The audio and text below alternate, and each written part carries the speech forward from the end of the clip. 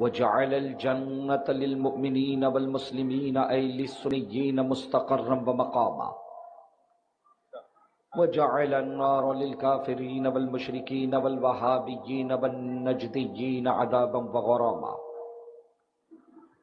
أما بعد فأعوذ بالله من الشيطان الرجيم. بسم الله الرحمن الرحيم. قال الله سبحانه وتعالى في كلامه المبين: إني جاعل في الأرض خليفة. صدق الله العظيم. وبلغنا رسوله النبي الأمين الكريم ونحن على ذلك لمن الشاهدين والشاكرين عن الحمد لله رب العالمين. إن الله وملائكته يصلون على النبي يا أيها الذين آمنوا صلوا عليه وسلموا تسليما. اللهم صل على سيدنا سيدنا وشفيعنا وحبيبنا وطبيب قلوبنا وقرة أعيننا ومأوانا وملجانا محمد وعلى آله وأصحابه وأولاده وأزواجه وذرياته وأهل بيته وأنصاره وعلينا معهم أجمعين برحمتك يا أرحم الراحمين. شاہ است حسین، بادشاہ است حسین، بے شک دین است حسین، دین پناہ است حسین. سرداد نداد دست در دست یزید، حقا کہ بنا الہ الہ است حسین.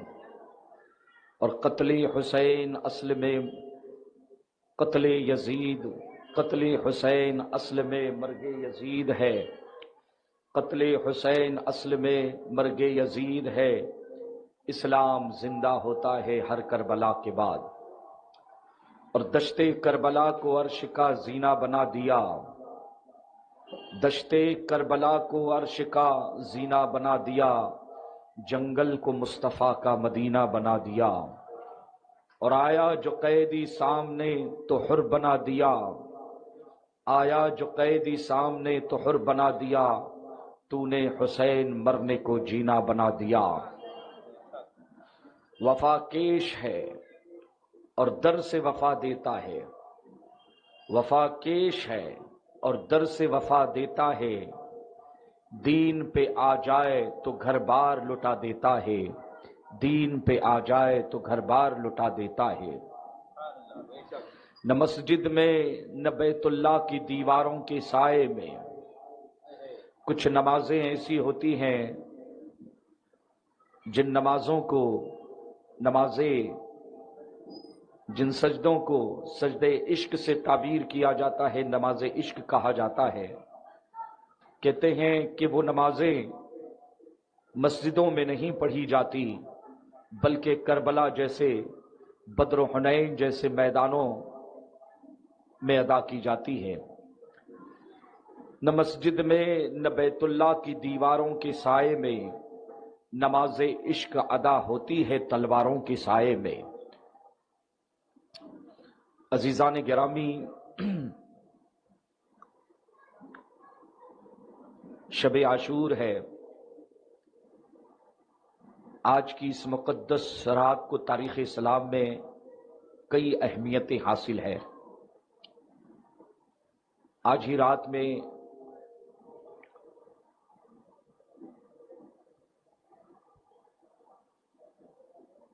اللہ تبارک و تعالیٰ اس مقدس شب کی برکتوں سے ہمیں، آپ کو، سننے والوں کو، تمام امت مسلمہ کو بہرمند فرمائیں.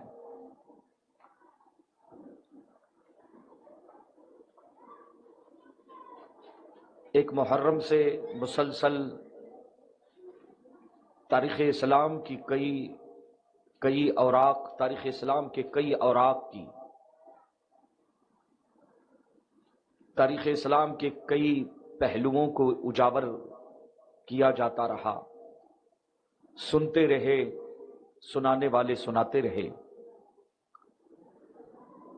یہ 11 روزہ مجلسیں، کہیں 10 روزہ مجلسیں پوری دنیا میں محافل اہل بیت کا انعقاد کیا جاتا ہے، اس کا کوئی پس منظر ہوتا ہے، کوئی مقصد ہوتا ہے۔ ان 10 روزہ مجلسوں میں آپ نے کیا سنا؟ سنانے والے تو سناتے رہے، آپ نے کیا لیا؟ اور اللہ نے جو اگلی زندگی ہمیں اور آپ کو عطا فرمائی ہے، ہمارا عمل، ہماری روش اس سلسلے میں کیا ہونی چاہیے، یہ فیصلہ سامعین کو کرنا ہے۔ تقاریر کی محفلیں مقررین زور خطابت دکھانے کے لیے اسٹیج پر نہیں آتے ہیں، اور یقیناً سامعین کے ساتھ یہ حسن ظن کہ وہ صرف نعرہ لگانے کے لیے نہیں آتے ہیں، کچھ آؤٹ پٹ ہونا چاہیے۔ انشاءاللہ اس پر آج ہم گفتگو کرنے کی سعادت حاصل کریں گے۔ وہ اسباب کہ امام عالی مقام رضی اللہ تعالیٰ عنہ نے اپنا خانوادہ شجر اسلام کی آبیاری کے لیے قربان کر دیا، مگر اپنا ہاتھ یزید اور یزیدیت کے ہاتھ میں نہیں دیا۔ آپ لوگ یہ سمجھتے ہیں کہ کربلا میں جنگ ہوئی تھی؟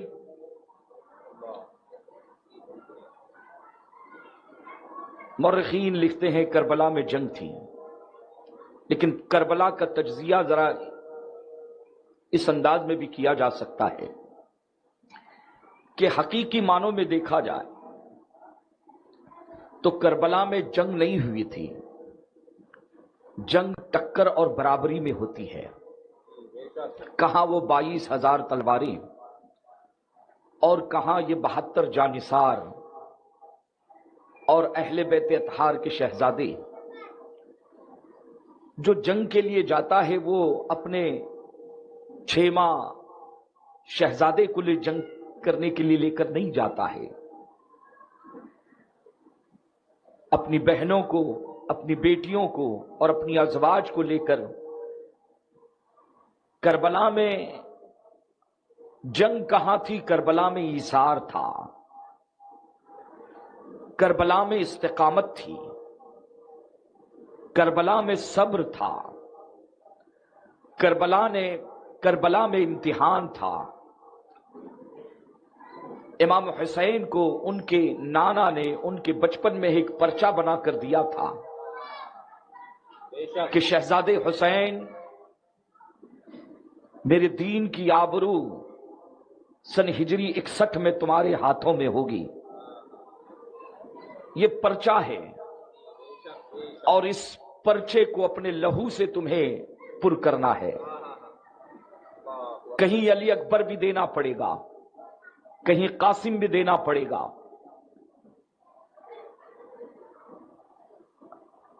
عباس علمبردار کو بھی دینا پڑے گا۔ سب کے لاشیں تمہیں اپنے کاندھوں پر اٹھا کر لانے ہوں گے، لیکن خبردار حسین، پورے عالم اسلام میں اس قربانی کو دینے والا تمہارے سوا پوری دنیا میں اس وقت کوئی نہیں ہوگا۔ اور حسین اپنے کاندھوں پر بٹھا کر، اپنے منبر پر بٹھا کر، سجدوں کو طویل کر کے تمہیں میں نے دین، نماز، سجدوں، عبادت اور شہادت کی اہمیت سمجھائی ہے۔ تمہارا مرتبہ اور مقام میں نے صرف بتایا نہیں ہے بلکہ پریکٹیکل سمجھایا ہے۔ حسین، پرچہ تو بہت سخت ہوگا، تمہیں اور اہل بیت اطہار کو لے کر اس امتحان سے گزرنا ہے۔ اور سیدہ فاطمۃ الزہرا کی شہزادی، علی شیر خدا کی لاڈلی بی بی زینب بھی جانتی تھی کہ کرب و بلا کی سرزمین اہل بیت اطہار کے امتحان، استقامت اور صبر کا امتحان لینے کے لیے ایثار اور قربانی کہتے کسے ہیں؟ ورنہ جنگ تو ٹکر میں ہوتی ہے، اور میں پہلے ہی بتا چکا ہوں کہاں 22,000 تلواریں اگر مادی طاقت کو دیکھا جائے اور اگر روحانی طاقت کو دیکھا جائے تو پوری 22,000 تلواروں میں 22,000 یزیدیوں میں ایک بھی ننھے علی اصغر کی ایڑی کے بھی ٹکر کا نہیں تھا۔ کیوں؟ کیونکہ امام کا گھرانہ سمجھ چکے ہیں آپ کہ معجزہ بھی ان کے گھر کا ہے اور کرامت بھی ان کے گھر کی ہے۔ مورخین لکھتے ہیں کہ اگر امام پاک یزید کے ہاتھ میں اپنا ہاتھ دیتے، بیعت کر لیتے، تو یزید ہن کے ہن برسا دیتا، دولتوں میں نہلا دیتا امام عالی مقام رضی اللہ تعالیٰ عنہ کو بظاہر۔ لیکن آخر وہ کیا وجہ ہے کہ امام عالی مقام نے اپنی ہر قربانی پیش کی لیکن یزید کی بیعت کے لیے تیار نہیں ہوئے؟ سر دے دیا، نہ داد نہیں دیا، دست اپنا ہاتھ در دست یزید کے ہاتھ میں۔ عزیزان ملت اسلامیہ، اس سال جیسا کہ آپ جانتے ہیں میں اپنی طبیعت کے حساب ہی سے گفتگو کر پا رہا ہوں۔ پیشرو خطیب 5 دن خدمت کرتے رہے، اب میں آپ حضرات کی خدمت میں حاضر ہوں۔ آواز بھی متاثر تھی۔ 2 دن پہلے تو گفتگو ہو گئی تھی کہ کسی اور کو دیکھا جائے، اتنی بڑی محفل ہے، اتنے لوگ شوق سے ذوق سے ذکر کربلا کو سننے کے لیے آتے ہیں، اور دبی ہوئی آواز لے کر بیٹھنا اچھی بات نہیں ہے۔ میں نے کوشش کی تھی لیکن کوئی بروقت خطیب بھی نہیں مل پایا، اور پھر یہ بڑے پیر کا کرم ہو گیا، اہل بیت اطہار کا کرم ہو گیا کہ آواز جو ہے کھل گئی ہے۔ اور یہ بھی آج کے قاری فہد صاحب جو روزانہ آپ کی خدمت میں آتے رہے، ماشاءاللہ بڑے زبردست نعت خواں ہیں، اچھے نعت خواں ہیں، تجربہ کار نعت خواں ہیں، آج وہ بھی بہت سخت بیمار ہیں۔ دعا کرے کہ اللہ ان کو شفا دے۔ روزے کی حالت میں تھے اور قے دست وغیرہ کے مرض میں مبتلا ہو گئے، فوڈ پوائزن ہو گیا۔ کل انشاءاللہ اللہ نے کوشش تو کی انہوں نے بہت، حتیٰ کہ جبہ بھی پہن لیا آنے کے لیے، لیکن پھر جبہ پہننے کے بعد پھر الٹیاں شروع ہو گئی۔ تو خیر، یہ ذکر کربلا جو ہے ان کے ذریعے بھی نصر کی صورت میں صحابہ کی، اہل بیت کی، انبیاء کی عظمت، اللہ کی توحید کے ترانے ہم سنتے رہے۔ تو گفتگو چل رہی ہے، جملے معترضہ کے طور پر یہ چند باتیں میں نے کی کہ اس مرتبہ میں نے جو طرز اختیار کی، واقعات کربلا برسوں سے سناتے آ رہا ہوں اور سنتے رہیں گے انشاءاللہ۔ میری طبیعت اور صحت کے حساب سے ہی میں گفتگو کر پا رہا ہوں۔ تو آخر امام حسین نے بیعت کیوں نہیں کی؟ بیعت کیوں نہیں کی؟ کربلا کی جنگ ہوئی کیوں تھی؟ آل محمد کا خون کیوں یزیدیوں نے بہایا تھا؟ کیا مطالبہ تھا ان کا؟ عزیزان ملت اسلامیہ، کیا بات اقتدار کی تھی؟ تو 2 جملوں میں امام حسین کو کوئی کیا اقتدار دے پائے گا؟ اللہ کے رسول نے جیتے جی فرما دیا کہ میرا حسن، میرا حسین جنتی جوانوں کا سردار ہے، اس سے بڑا اقتدار کیا ہو سکتا ہے؟ اس سے بڑا اعزاز اور کیا ہو سکتا ہے؟ اور پھر حضور نے 10 مرتبہ اپنے کاندھے پر اپنا منبر عطا فرمایا، جمعہ کا خطبہ چھوڑ دیا اور حسین کی محبوبیت اور اس کی شان بتائی امت کو کہ یہ میرے حسین کا مقام ہے، شان محبوبیت کا حضور نے اظہار فرمایا۔ آج انشاءاللہ اس پر گفتگو کرنے کی میں سعادت حاصل کروں گا۔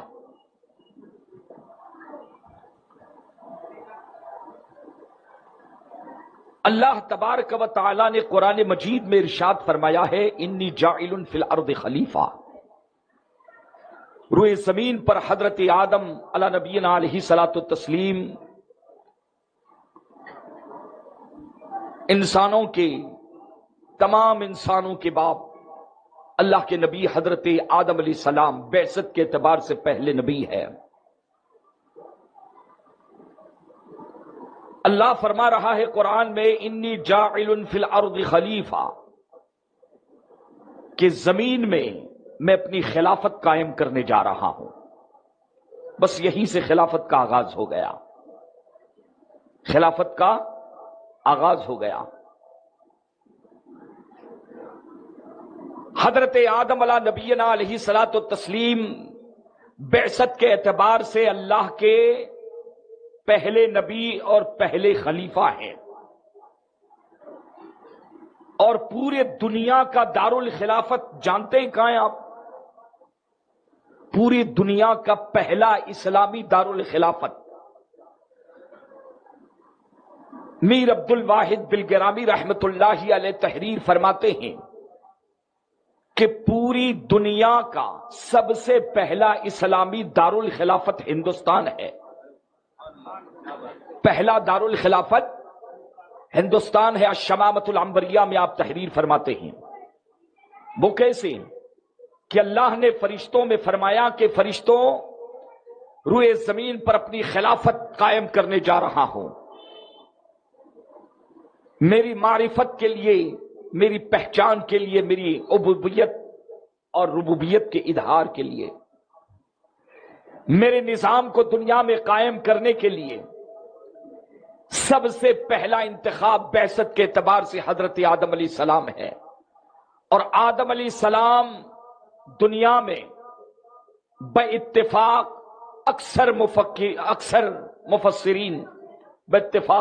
مفسرین ہندوستان کی سرزمین پر سری لنکا سرندیپ پہاڑ پر دنیا میں تشریف لاتے ہیں.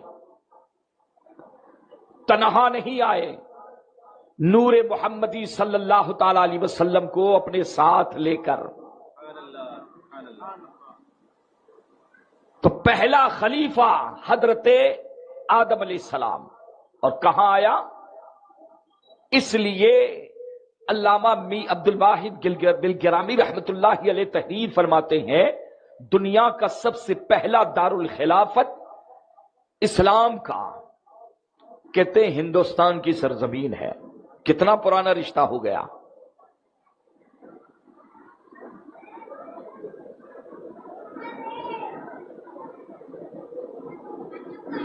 پرکھوں کی یہ تاریخ ذہن میں رکھنا اور اپنے بچوں کو بھی بتانا. پھر حضرت آدم علیہ السلام اور بہت ساری چیزیں جنت سے لے کر آئے تھے. کبھی اللہ نے توفیق دی تو اس پر انشاءاللہ میں گفتگو کروں گا. تو حضرت آدم علیہ نبینا علیہ الصلوۃ والتسلیم کو اللہ نے جب اعلان فرما دیا کہ زمین میں اپنی خلافت قائم کرنے جا رہا ہوں. خلافت کیسے کسے ہے؟ خلافت کا مفہوم کیا ہے؟ دو جملوں میں اللہ کے نظام کو پوری دنیا میں نافذ کرنے کا نام خلافت ہے. اسلامی شریعت اور اسلام کے قوانین کو دنیا میں نافذ کرنے کا نام خلافت ہے. پوری دنیا میں اسلامی عدل و انصاف کو قائم کرنے کا نام خلافت ہے. اللہ ایک ہے، عبادت اسی کی، بندگی اسی کی، اس کے سوا کسی کی بندگی نہیں.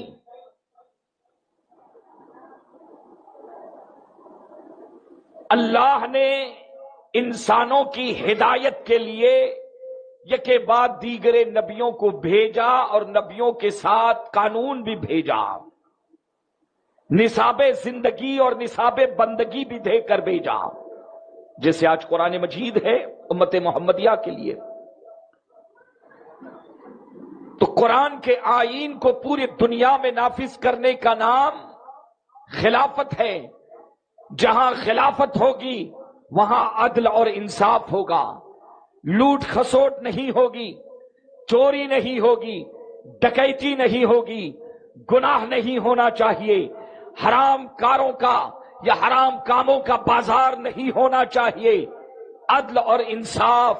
اللہ اکبر، ذرا اور قریب سے سمجھے اسے۔ حضرت عمر فاروق ہیں، ان کے دور خلافت میں حضرت سلمان فارسی رضی اللہ تعالیٰ عنہ سے آپ نے پوچھا کہ سلمان اپنے دور خلافت میں کہ بتاؤ کہ عمر خلیفہ ہے کہ بادشاہ ہے؟ عمر خلیفہ ہے یا بادشاہ ہے؟ تو حضرت سلمان فارسی رضی اللہ تعالیٰ عنہ صحابی، کتنے بے باک صحابی ہے، حضرت عمر کے سامنے اس طرح کی گفتگو کرنا، جواب دینا معمولی کام بات نہیں تھی بابا۔ عرض کرتے ہیں امیر المومنین، بیت المال میں جتنا پیسہ جمع ہو رہا ہے، اگر اس کا 1 روپیہ بھی آپ نے غلط جگہ پر خرچ کیا، اس امانت میں اگر غلط جگہ اس کی، کہتے ہیں تب تو پھر آپ بادشاہ ہیں، آپ خلیفہ نہیں ہیں۔ اللہ اکبر، اللہ کا نائب بن کر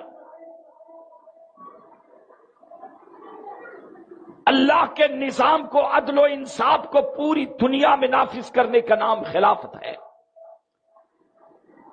تاجدار کائنات صلی اللہ تعالی علیہ وسلم کا دور اپنی نگاہوں کے سامنے لائیں۔ صحابہ کرام رضوان اللہ تعالی علیہم اجمعین کی تربیت، اور ایسی تربیت جو خون کے ایک دوسرے کے پیاسے رہتے تھے، کبھی جب حضور کے آغوش رحمت میں آئے دل کی دنیا بدل گئی، سگے بھائیوں سے زیادہ ایک دوسرے سے محبت کرتے تھے، بیوی بچوں کے حقوق، رشتہ داروں کے حقوق، مومنین کے حقوق، راستے کے حقوق، جانوروں کے حقوق، اسلام کی بہاریں تھی، زندگی میں ایک زبردست انقلاب تھا۔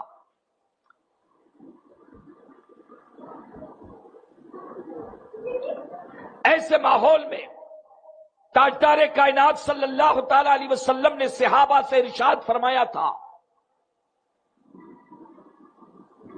کہ روئے زمین میں اللہ کا خلیفہ ہوں، اللہ کا نائب ہوں میں۔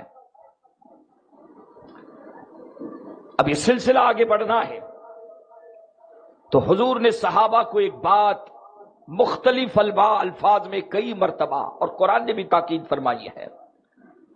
حضور فرماتے ہیں اذا رآ منکم من احدکم منکرن، اگر تم میں سے کوئی شخص بری بات کو، غلط بات کو دیکھے، فلیغیرہ بیدیہ، حاقہ فرماتے ہیں اپنے ہاتھوں سے اسے روکے۔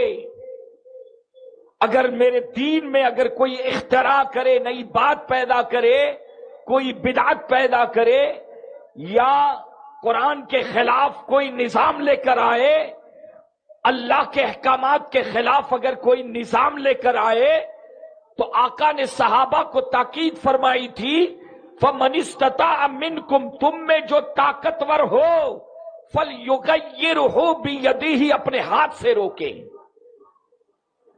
اور ہاتھ سے اگر روکنے کی طاقت نہیں ہے تو حضور فرماتے ہیں فَلْيُغَيِّرْهُ بِلِسَانِهِ، زبان سے روکے۔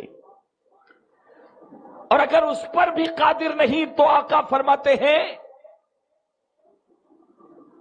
فَبِقَلْبِهِ، دل میں کم سے کم اس کو برا جانے۔ مثال کے طور پر الیاذ باللہ، کسی اسکول کے پاس، کسی مسجد کے پاس کسی مسلمان نے الیاذ باللہ جوا خانہ کھول دیا یا شراب خانہ کھول دیا، اب آقا فرماتے ہیں پہلے تو مسلمانوں کا یہ فرض ہے کہ جو صاحب استطاعت ہے، جسے اللہ نے طاقت دی ہے، اسے ہاتھ سے روکے۔ اور اگر ہاتھ سے روکنے کی طاقت نہیں ہے تو آقا فرماتے ہیں فبلسان ہی تقریر کرو، اپنی زبان کا استعمال کرو، اسے سمجھاؤ، نفع نقصان بتاؤ، شریعت کے احکامات بتاؤ کہ چوری کرنا، ڈکیتی کرنا، قتل و غارت گری کرنا، یہ برے کام اللہ اور اس کے رسول کی ناراضگی کا سبب ہے، اور خلافت نے زندگی گزارنے کا جو تصور دیا ہے اس تصور کے خلاف ہے۔ اور اگر اس پر بھی قادر نہیں تو حضور فرماتے ہیں کم سے کم دل سے اس کو برا جانے۔ اگر تم اس کو زبان سے بھی روک نہیں سکتے، لیکن آقا فرماتے ہیں کہ یہ ایمان کا سب سے نچلا حصہ ہے۔ صحابہ سرکار فرماتے ہیں کہ میرے دور ظاہری میں، ترمذی شریف کی حدیث کا لب لباب بتا رہا ہوں، آپ کو نچوڑ بتا رہا ہوں کہ میرے دور میں ایمان کے 10 حصے ہیں۔ کتنے حصے ہیں؟ ایمان کی بلندی، ایمان کی پاکیزگی، طہارت کے 10 حصے ہیں۔ 10 حصوں پر جو عمل کرے گا وہ کامل مومن ہے، وہ سچا مومن ہے۔ 100 میں سے 100 مارکس، 100 مارکس اس کو۔ لیکن حضور فرماتے قرب قیامت ایک ایسا دور آئے گا میری امت پر کہ ایمان کے 10 حصوں پر نہیں، 10ویں حصے پر، ایک حصے پر بھی اگر کوئی عمل کرے گا تو حضور فرماتے ہیں وہ سچا مومن ہوگا۔ یہ دور رسالت جو خیر قرون ہے، تمام زمانوں میں سب سے بہترین زمانہ۔ تاجدار کائنات صلی اللہ علیہ وسلم نے قیامت تک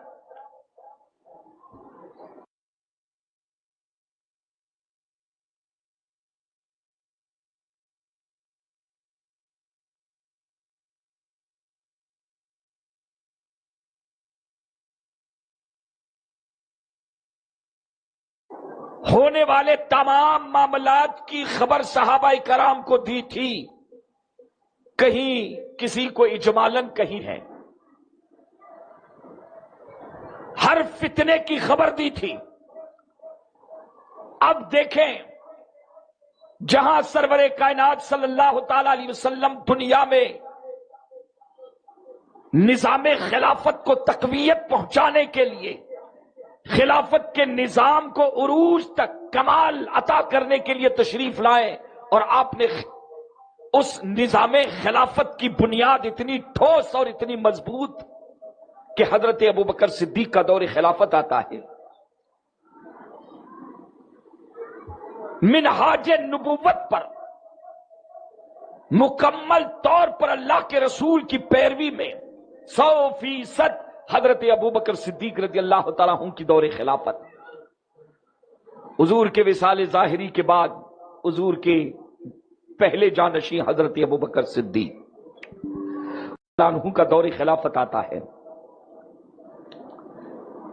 مولا علی حضرت عثمان غنی رضی اللہ تعالیٰ عنہ کا دور خلافت۔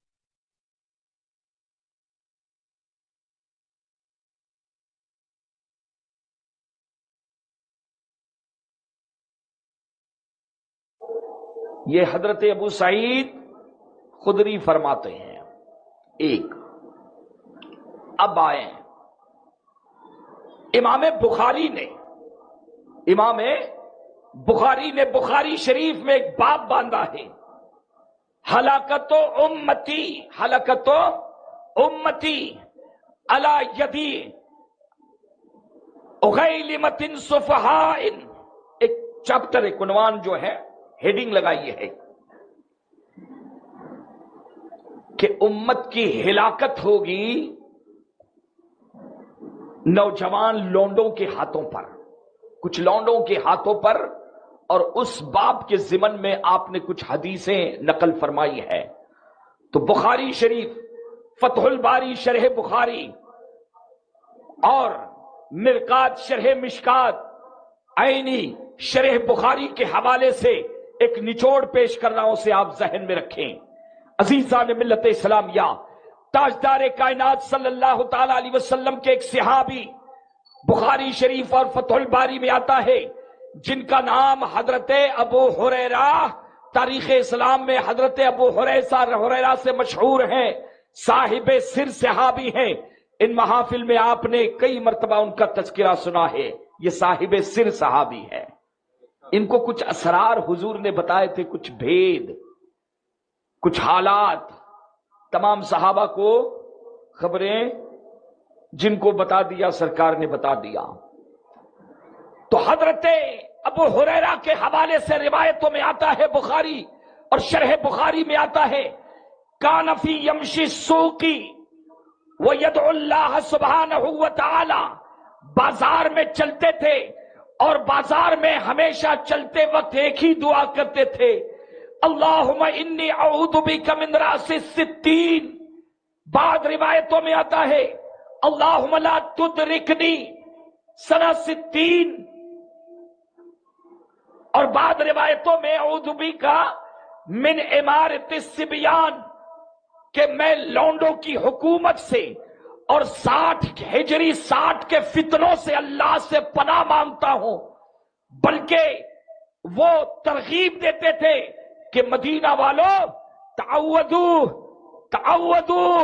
پناہ مانگو اللہ سے، ایسا فتنہ آنے والا ہے. محرم راز ہوں میں بارگاہ رسالت کا، اللہ کے رسول نے مجھے آگاہ فرما دیا ہے. اور فتح الباری میں علامہ ابن حجر اسقلانی فرماتے ہیں، بخاری شریف میں بھی ہے، لو شئت ان اقول بنی فلاں و بنی فلاں. حضرت ابو ہریرہ نے تو بالکل کھول دیا کہ وہ فتنہ کرنے والے کون ہوں گے. میں جانتا ہوں، میں اس بات پر قادر ہوں، میں جانتا ہوں کہ وہ فلاں قبیلے سے ہوگا، وہ فلاں کی اولاد ہوگا. میں جانتا ہوں کہ وہ فتنہ کرنے والے کون لوگ ہوں گے. اللہ اکبر. یہ حضرت ابو ہریرہ کا عمل بھی تھا، اور مدینے میں یہ زندگی کے آخری پڑاؤ کی گفتگو، بڑھاپے کے عالم میں اکثر مدینے میں چلتے پھرتے ان کی زبان پر یہی، اللہم لا تدرکنی سنہ 60، اے اللہ 60 ہجری سے پہلے مجھے دنیا سے اٹھا لے، 60 ہجری سے دنیا سے پہلے اٹھا لے. عزیزان ملت اسلامیہ، اب اس حدیث پاک کے تحت، اس حدیث پاک کے تحت شارحین احادیث علامہ ابن حجر اسقلانی کوئی معمولی امام نہیں ہے، بڑا معتمد نام ہے.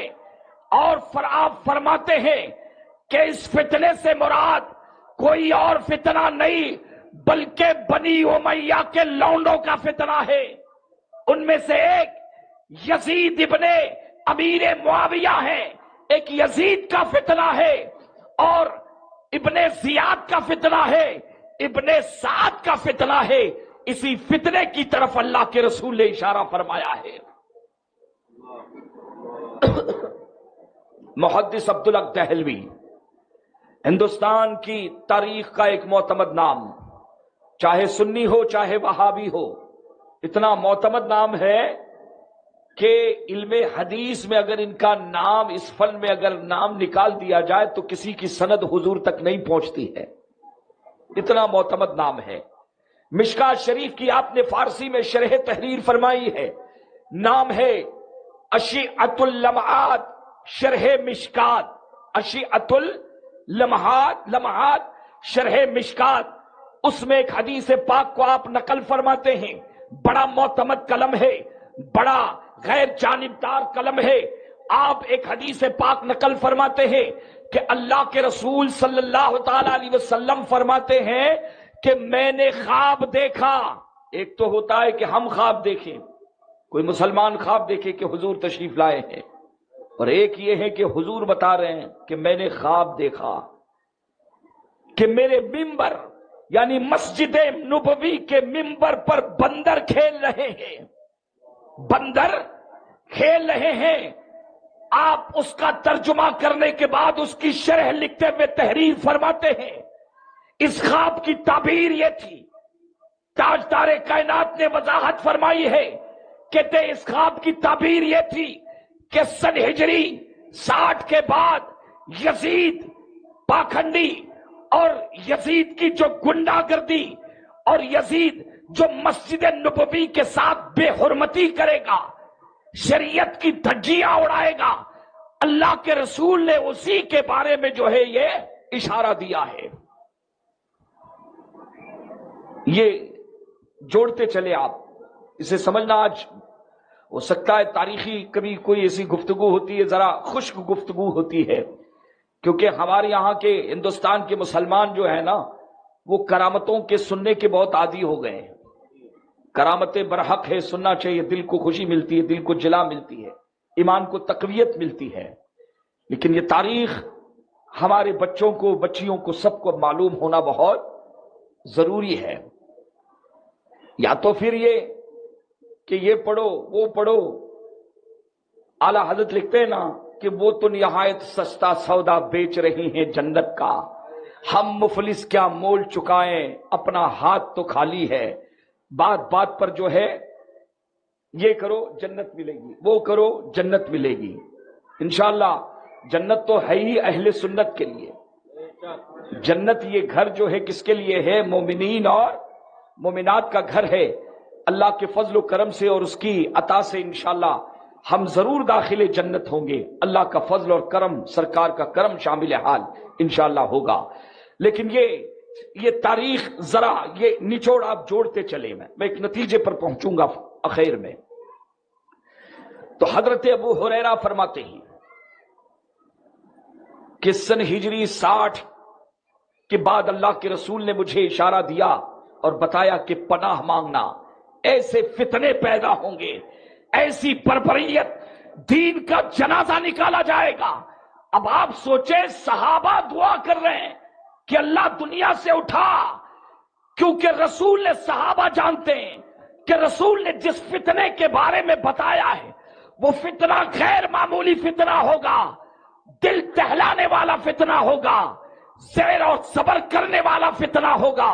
عزیزان ملت اسلامیہ، اب آئیں تاریخ الخلفاء میں امام جلال الدین سیوطی علیہ الرحمہ حدیث نقل فرماتے ہیں، اس فتنے کو آپ نے کھول کر بیان فرما دیا۔ حدیث لے کے آتے ہیں، اول من یبدل سنتی رجل من بنی امیہ یقال له یزید۔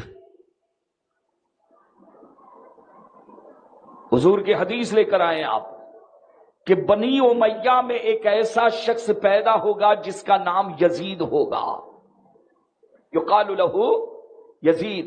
حضور فرماتے ہیں اول من یبدل سنتی وفی روایت یغیر سنتی، میری سنت کو تبدیل کرنے والا، میری سنت کو مٹانے والا، میری سنت کو ختم کرنے والا، سب سے پہلا جو شخص میری امت میں آئے گا، آقا فرماتے ہیں وہ یزید ہوگا۔ وہ کون ہوگا؟ اور پھر اسی تاریخ الخلفاء میں ہے، لا یزال امر امتی قائما بالقسط، میری امت عدل و انصاف پر قائم ہوگی، میری امت منہاج نبوت پر قائم ہوگی، نمازوں کی پابندی، روزوں کی پابندی، دین کی بہاریں ہوگی۔ کہتے معاملہ یا ایسے ہی رہے گا، لیکن کہتے ہیں کہ اچانک اول من یلثمہ رجل من بنی امیہ، بنی امیہ میں ایک ایسا پاکھنڈی آئے گا، کلمہ تو میرا پڑے گا مگر میری اہل بیت کا دشمن ہوگا۔ اور اس کا کام کیا ہوگا؟ حضور فرماتے ہیں دین کے خلاف، خلافت کا نظام جو اللہ نے نبیوں کے ذریعے پھر حضور نے صحابہ کو عطا فرمایا، حضرت ابو بکر کو دیا، ابو بکر نے عمر کے حوالے کیا، عمر نے عثمان غنی کو دیا، عثمان غنی نے مولا علی کو دیا، مولا علی نے حضرت امام، یہ منہاج نبوت پر اس نظام خلافت میں رکھنا ڈالے گا، قرآن کے اور حدیثوں کے مخالفت احکام جاری کرے گا۔ عزیزان ملت اسلامیہ، تاریخ کی جتنی مبسوط کتابیں آپ ہیں، آپ اٹھا کر دیکھیں کہ یزید کے بارے میں اللہ کے رسول صلی اللہ تعالی علیہ وسلم نے جو فرمایا ہے، صحابہ کو جو بتایا ہے، اس کی تفصیل کے لیے ابن خلدون کو اٹھائیں، ابن اسیر کو اٹھائیں، ابن کامل کو اٹھائیں، البدایہ والنہایہ کو اٹھائیں، تاریخ الخلفاء کو دیکھ لے، سوائی کے محرقہ کو دیکھ لے، کئی کتابیں آپ اٹھا کر دیکھ لے، یزید کے بارے میں پوری امت کا اجماع ہے۔ اعلی حضرت امام اہل سنت رضی اللہ تعالیٰ عنہ ترجمانی کرتے ہیں اجماع امت کی، فرماتے ہیں کہ یزید کے فاسق فاجر ہونے پر امت کا اجماع ہے۔ آج کوئی کرتا تو بابا الگ بات تھی، خیر قرون میں ابھی صحابہ زندہ ہیں، حضور کے خانوادے ہیں ابھی موجود ہیں، حضور کو دنیا سے تشریف لے جائے ہوئے ابھی کتنے سال کا عرصہ بیتا ہے۔ سن ہجری 11 میں سرکار تشریف لے گئی اور سن ہجری 61 میں یہ فتنہ شروع ہوا۔ عزیزان ملت اسلامیہ، یعنی صرف 50 سال آپ دیکھیں کہ صحابہ نے حضرت عمر فاروق رضی اللہ تعالیٰ عنہ نے اپنے دور خلافت میں جانتے اسلام کی دعوت کو 23 لاکھ مربع میل میٹر تقریباً پوری دنیا میں اسلام کی دعوت کو اور اسلام کی صداقت کو پہنچا دیا تھا۔ وہ کون تھے کہ حضور کے وصال کے بعد گھوڑوں پر بیٹھ کر اسلام کا پرچم لہرانے کے لیے کبھی مصر جا رہے ہیں، کبھی عراق جا رہے ہیں، کبھی یمن جا رہے ہیں، کبھی اردن جا رہی ہیں۔ یہ نبی کے وہ غلام ہیں جنہوں نے اپنی صحابیت کا حق ادا کیا، امت کی رہبری کی، اپنی جان، اپنی مال، اپنا وقت، اپنی سانسیں مذہب اسلام کی سربلندی کے لیے قربان کر دی۔ اب دور رسالت خیر قرون میں صحابہ کے زمانے میں آئین اسلام کو مٹانے کی کوشش کرنا اور سنت رسول میں رکھنا ڈالنا یہ کوئی معمولی بات نہیں تھی، بہت بڑی بات تھی یہ۔ عزیزان ملت اسلامیہ، تاجدار کائنات صلی اللہ علیہ وسلم نے حضرت ابو ہریرہ کو آگاہ فرمایا تھا۔ حضرت ابو ہریرہ ہمیشہ دعا کرتے تھے اور ان کی دعا قبول ہوئی، اور سن ہجری 59 میں ایک کم 59 میں ان کا انتقال ہو جاتا ہے۔ ہمیشہ دعا کرتے ہیں کہ اے اللہ، میں ان 60 کے فتنوں سے پناہ مانگتا ہوں، مجھے اپنے قرب میں بلا لے۔ عزیزان ملت اسلامیہ، ان حدیثوں کا ایک نچوڑ اور لب لباب ایک نتیجہ یہ نکلا کہ صحابہ جانتے تھے کہ 60 میں کیسا فتنہ آنے والا ہے، کیسی آزمائش۔ اور امام حسین کی شہادت تو میں کل بتا چکا کہ اہل بیت کا بچہ بنچہ جانتا تھا کہ امام حسین کو کربلا میں شہادت کا دولہا بننا ہے، مگر کسی نے دعا نہیں کی، بلکہ اللہ کے رسول نے اپنے ہاتھوں سے انہیں شہادت کا دولہا بنایا۔ دعا کرنا چاہتے تو دعا کر سکتے تھے۔ اب یزید کے بارے میں سنیں، امام اہل سنت رضی اللہ تعالیٰ عنہ کیا فرماتے ہیں۔ یزید فاسق و فاجر تھا، شراب پیتا تھا، وہ شراب کا عادی تھا، روزانہ اس کی راتیں شراب میں، تنبور بجانے میں، ڈسکو بھی کرتا تھا، آج کی بولی میں ڈسکو، اور شراب بہت پیتا تھا، رات دن شراب کے نشے میں چور ہے۔ یہ پیسہ کدھر کا؟ خلافت بیت المال کا پیسہ۔ حضرت ابا یا میں نے کیا بتایا آپ کو کہ حضرت سلمان فارسی نے کیا کہا تھا حضرت عمر رضی اللہ تعالیٰ عنہ کو کہ خلافت کا جو بیت المال ہے، اگر اس کا 1 روپیہ 1 درہم یا دینار بھی اگر غلط جگہ خرچ ہو گیا تو آپ رسول اللہ کے خلیفہ نہیں ہو سکتے۔ اب دیکھیں یزید کے ہاتھ میں پورا حضرت امیر معاویہ رضی اللہ تعالیٰ عنہ کا وصال ہو گیا۔ جیسے ہی وصال ہو گیا، وصال کے بعد خلافت پر آ کر بیٹھ گیا، اور پوری دنیا میں جہاں اسلامی سلطنتیں حامیان اسلام تھے، ہر طرف اپنے نمائندے بھیجے کہ جاؤ میری بیعت لے لو، بیعت لے لو۔ مکہ شریف میں بھی بھیجے گئے، مدینہ طیبہ بھی میں بھیجے گئے عزیزان ملت اسلامیہ۔ اور ایک بات یہ میں بتاتے چلوں کہ یزید پاکھنڈی تھا، شرابی تھا، زناکار تھا، شکار کرتا تھا، اور جانتے شکار کا اس کا انداز کیا ہوتا؟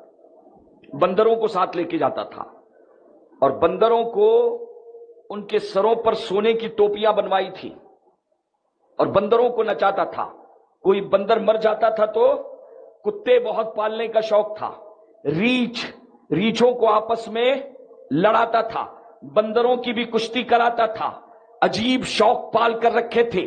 اور ادھر شراب، تنبور، ڈسکو بجانے کا شوق تھا۔ عزیزان ملت اسلامیہ، جیسے ہی خلافت کی کرسی پر بیٹھا، مسند پر آ کر بیٹھا، بیٹھنے کے بعد غسیل الملائکہ حضرت حنظلہ، آپ نے بدر کے میدان، آپ نے احد کے میدان میں حاضری دی ہوگی، اللہ سبوں کو احد کے میدان میں لے جائے۔ اس مقدس قبرستان میں ایک صحابی ہیں جن کا مدفون ہے، جن کو تاریخ میں کہا جاتا ہے غسیل الملائکہ۔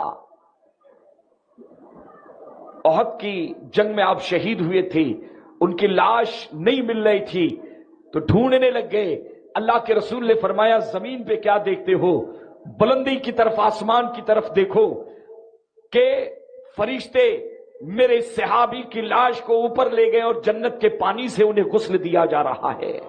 اللہ، فرشتوں نے ان کو تو غسیل الملائکہ، یہ احد کے مقدس میدان میں آرام فرما رہے ہیں۔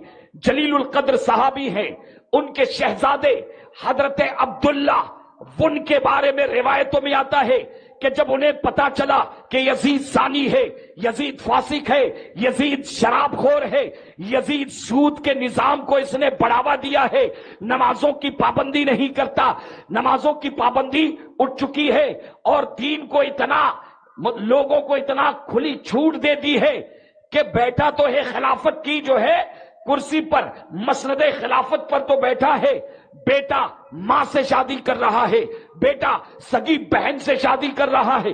اسلام میں جن سے شادی کرنا حرام ہے، یزید نے اپنے زمانے میں کچھ ایسی چھوٹ دے دی اور ایسے نظام کہ بیٹا بھائی بہن کے ساتھ نکاح کر رہا ہے، اور اس کے کانوں پہ کہ جو تک رینگ نہیں رہی ہے، لوگوں نے مسجدوں میں آنا چھوڑ دیا ہے۔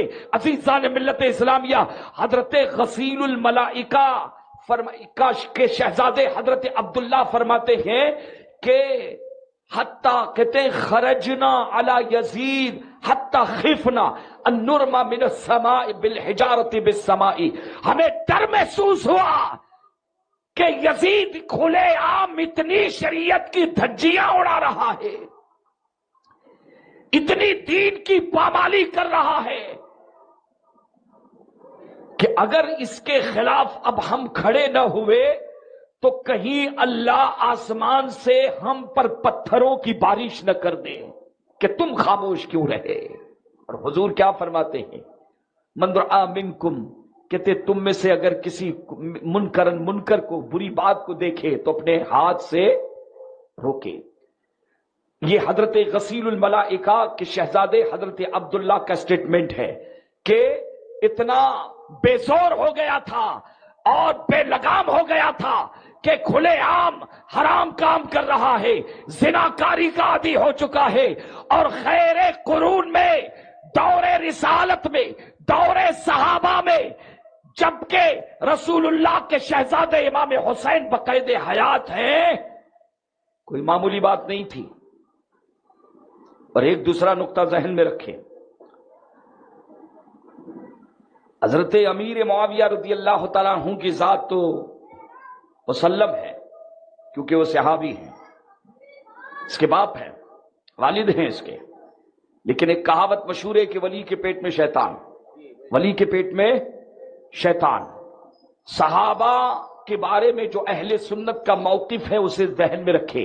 امام شافعی، امام اعظم، امام مالک، امام احمد بن حنبل کہتے ہیں سارے صحابہ عادل ہیں، ان کو اف تک نہیں کہہ سکتے۔ وجہ یہ ہے کہ اللہ نے انہیں قرآن میں ضمانت دی ہے اپنے رضا اور رسول کی رضا کی ضمانت سرٹیفکیٹ عطا فرمایا ہے، سارے صحابہ عادل ہیں، لیکن عزیزان ملت اسلامیہ وہ صحابی رسول ہیں۔ ایک سوال پیدا ہوتا ہے کہ یزید اتنا ننگا ناچ اور لچا لفنگا لٹیرا باٹلی مار رہا تھا تو یہ خلافت اس کے حوالے کیسے کی گئی؟ کبھی ایک عام آدمی سوچ سکتا ہے، تو اسے ذہن میں رکھے۔ علماء لکھتے ہیں کہ یزید کا فسق و فجور چھپ چھپ کے پہلے کرتا تھا، لیکن اپنے والد کے انتقال کے بعد، حضرت امیر معاویہ کے انتقال کے بعد اس کا فسق اور فجور، اس کی یہ جو ہے دھاندلی سامنے آئی، اس سے پہلے نہیں۔ لہذا حضرت امیر معاویہ رضی اللہ تعالیٰ عنہ کے حوالے سے غوث پاک فرماتے ہیں، حضرت ائمہ اربعہ فرماتے ہیں، ائمہ مجتہدین فرماتے ہیں، ائمہ طریقت فرماتے ہیں، امت کے سارے علماء اس پر اجماع ہے کہ وہ عادل ہیں، ان پر ہمارا کوئی کلام نہیں ہے۔ انہوں نے اسلام کی وہ قربانی، اسلام کی خدمت کے لیے وہ قربانیاں دی ہے کہ قیامت تک کے مسلمان ان کی عظمتوں کو سلام کرتے رہیں گے۔ لیکن بات یزید کی ہے، بات یزید پلید کی ہے، جس امیر معاویہ کے ساتھ حضرت امام حسن نے صلح کی ہے، قیامت تک ہر مسلمان کی ان کے ساتھ صلح ہے۔ لیکن جس یزید کے ہاتھ میں امام پاک نے اپنا پاکیزہ ہاتھ نہیں دیا ہے، قیامت تک یزید اور یزیدیت کے ساتھ ہماری جنگ رہے گی۔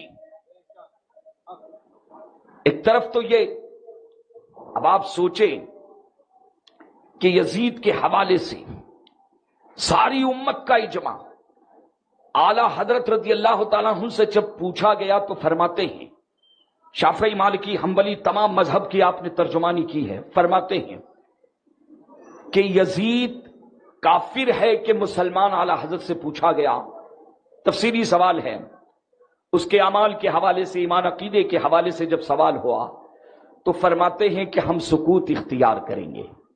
کیا کریں گے؟ سکوت اختیار کریں گے۔ امام اعظم ابو حنیفہ کا یہ مذہب ہے، سکوت کس معاملے میں؟ اعلی حضرت فرماتے ہیں یزید فاسق تھا، فاجر تھا، حرام کھاتا تھا، حرام پیتا تھا، شراب خور تھا، زانی تھا، اس پر تو پوری تحقیق ہے، خلافت کے لائق نہیں، خلافت کے لائق نہیں۔ میاں غور کرو کہ اگر کوئی ہمارے کسی مسجد کا امام اگر الیاذ باللہ ہوتا نہیں، ایسا ایک تقریب فہم کے لیے میں سمجھا رہا ہوں کہ کوئی آدمی رات دن جو ہے دن میں شراب پیتا ہے اور رات میں مسجد میں آ کے تسبیح پڑھتا ہے، چند دنوں کے بعد آیا کہ بابا میں تو رات بھر مسجد میں رہتا ہوں، مجھے مسجد کا امام بنا دیا جائے، اور دن میں شراب کا ٹھیلا چلاتا ہے، جوا کا ٹھیلا چلاتا ہے، تو ایمان سے بتاؤ کہ کیا اسے نہیں؟ عزیزان ملت اسلامیہ، اگر کوئی امام جھوٹ بولتا ہے، آدمی اس کے پیچھے نماز پڑھنے میں کراہت محسوس کرتا ہے کہ نہ یہ آدمی جھوٹا ہے۔ امامت کی ذمہ داری، مصلی کی ذمہ داری بہت بڑی ذمہ داری ہے، یہ عام مصلی کی بات ہے، خلافت کا مصلی اس سے بڑی ذمہ داری ہے، جہاں پر اللہ کے نظام کو، جس مسند پر بیٹھ کر اللہ کے نظام کو پوری دنیا میں نافذ کرنا ہے، جو آدمی فاسق ہوگا، جو آدمی فاجر ہوگا، کیا وہ اس منصب کے لائق ہے؟ اعلی حضرت اسی لیے فرماتے ہیں کہ اس کے فاسق اور فاجر، اس کو جو رحمت اللہ علیہ کہے گا وہ گنہگار ہے، اسے توبہ کرنا فرض ہے، وہ سنی نہیں ہو سکتا۔ اعلی حضرت فرماتے ہیں کہ اس کے کافر ہونے میں ہم سکوت اختیار کریں گے، کیونکہ ہمارے امام اعظم ابو حنیفہ رضی اللہ تعالیٰ عنہ نے سکوت اختیار کیا ہے۔ تو سکوت کا مطلب کیا ہے؟ سکوت کا مطلب یہ نہیں کہ وہ مسلمان تھا، کچھ لوگ سمجھ نہیں پائے اسے۔ سکوت کا مطلب یہ ہے کہ نہ ہم اسے مسلمان کہیں گے نہ اس کی تکفیر کریں گے، کیونکہ اس کے تکفیر کے لیے جو دلائل ملنے چاہیے تھے اتنے واضح دلائل امام اعظم کو نہیں مل پائے۔ آپ نے فرمایا یہ اہل بیت کا دشمن ہے، اہل بیت خانوادہ نبوت کا قاتل ہے، یہ فاسق ہے، فاجر ہے۔ البتہ تکفیر سے ہم کف لسان کرتے ہیں، اللہ جانے۔ اب آپ امام شافعی کی طرف آئیں۔ امام شافعی بھی فرماتے ہیں کہ اہل بیت کا دشمن ہے، فاسق ہے، فاجر ہے، اس کے جری علی الکبائر یعنی کھلے عام گناہ کبیرہ کرتا تھا، اس پر کوئی شک نہیں، خلافت کے لائق نہیں۔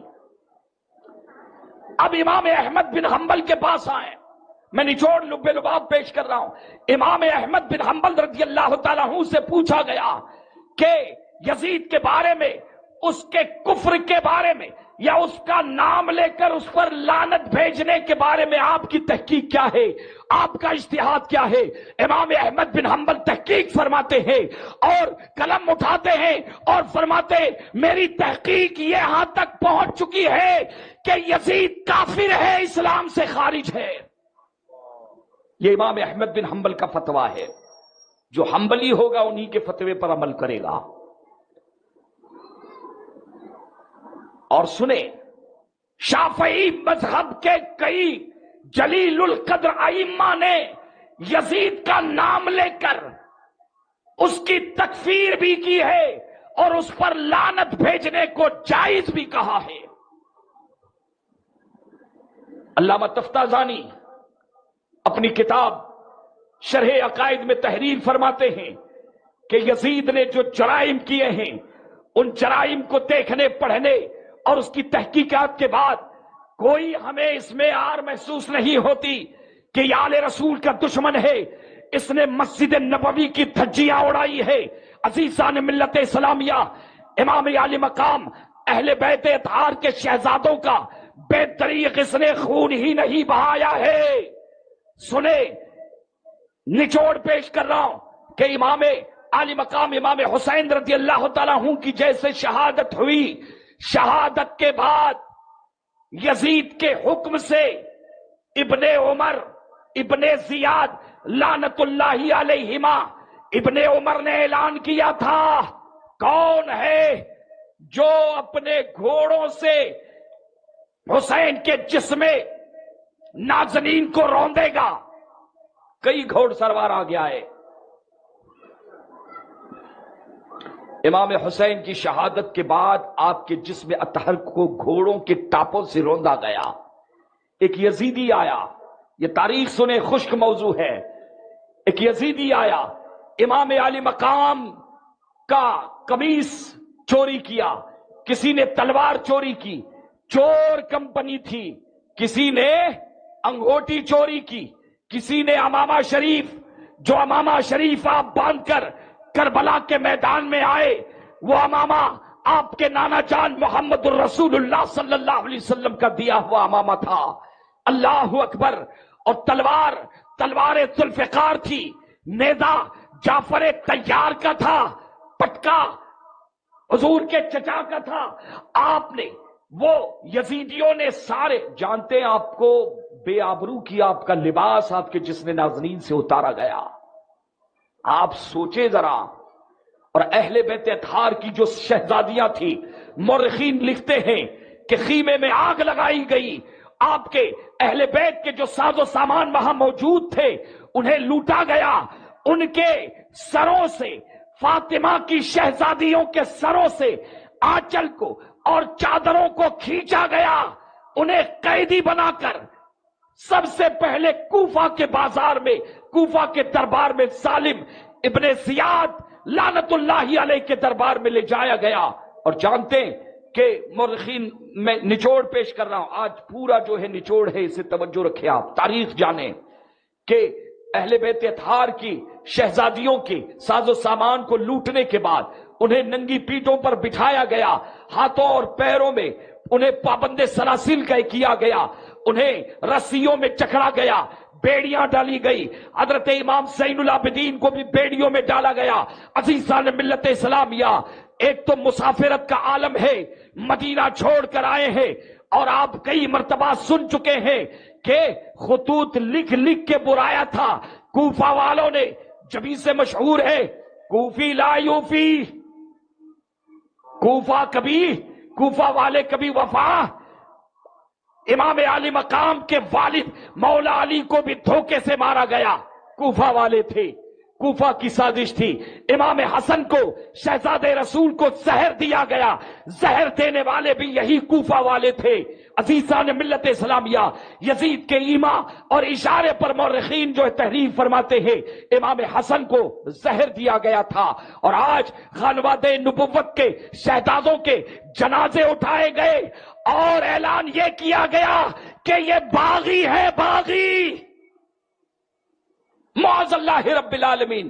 اور جانتے ہیں کہ مورخین کتابوں میں لکھتے ہیں کہ حضرت بی بی زینب آگے آگے تھی، بیمار امام زین العابدین آگے خانوادہ نبوت کو لے کر جب پابند سلاسل کیا گیا، بیڑیوں میں جکڑا گیا، اور ابن زیاد کے دربار میں جب لے جایا جا رہا تھا، یہ قافلہ جب امام علی مقام امام حسین رضی اللہ تعالیٰ عنہ کے جسم اطہر کے پاس سے گزرا، اللہ اکبر، حضرت فاطمہ الزہرا رضی اللہ تعالیٰ عنہا کی شہزادی بی بی زینب نے جب اپنے بھائی حسین کا لاشا دیکھا کہ سر کٹا ہوا ہے، سر کٹا ہوا ہے، چیخی، آہ نکل گئی، فرماتی ہے واہ محمدہ، واہ محمدہ، یا رسول اللہ، یا رسول اللہ، آپ دیکھیں کہ آپ کا حسین یہاں پر بے گور و کفن یہاں پر پڑا ہوا ہے،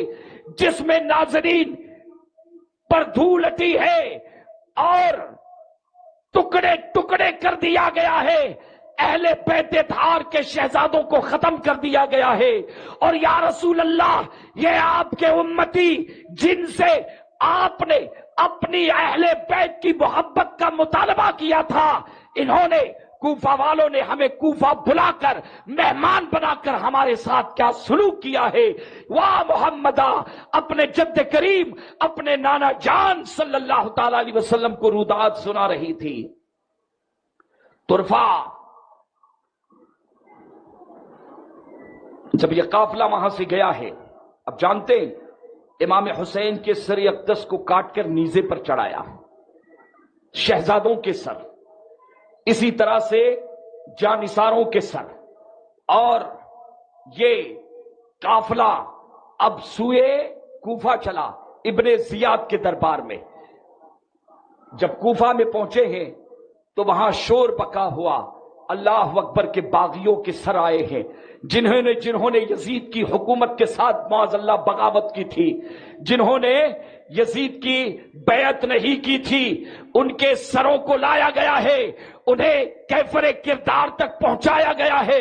مسلمانوں ذرا غور کریں کہ حضور نے اپنی امت کو بار بار فرمایا تھا، اذکرکم فی اہل بیتی، اذکرکم فی اہل بیتی۔